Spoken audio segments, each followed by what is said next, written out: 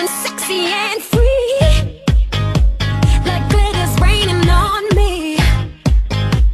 You're like a shot of pure gold. I think I'm about to explode.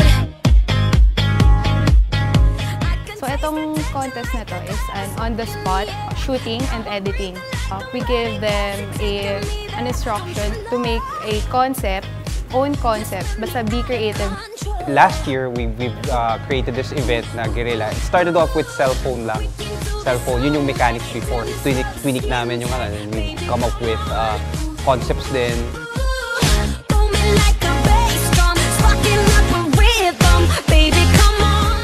Pinacebook ko lang yung open reel, sumagot agad, and I'm very thankful na super open sila sa sponsorship. Isa talaga sa mga advocacy ng Open Reel is to really help the students na gumawa ng pelikula. Nakakatawa kasi ang daming mga participants, ang daming mga gumawa ng effort na gumawa ng pelikula. So yung doon sa film, ginamit niya talaga na literal na pera yung pampasok. Kumbaga pag may pera ka, go pa rin ang go. Pero syempre, at the end of the day, maubos at maubos yun eh. So, sad to say, pag naubos na siya, hindi na makakapasok talaga yung estudyante.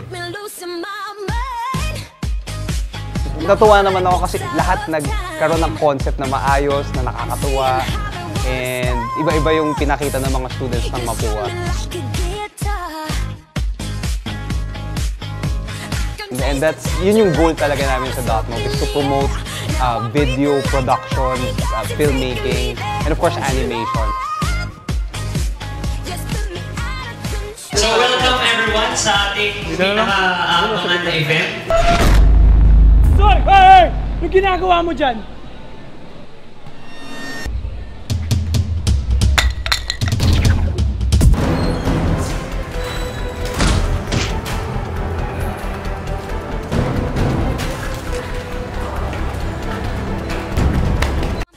Hopefully next year, no, makapag-sponsor ulit kayo.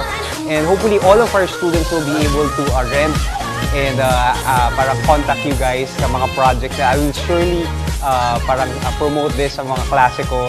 Let's give her a round of applause, please. I hope matulungan namin kayo to make your film, to keep on telling your stories.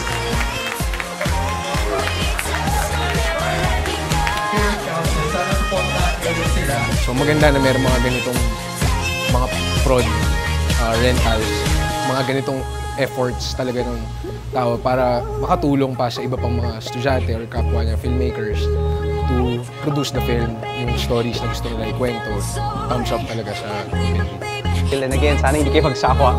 Next year, we'll see you for the third Guerrilla Film making competition.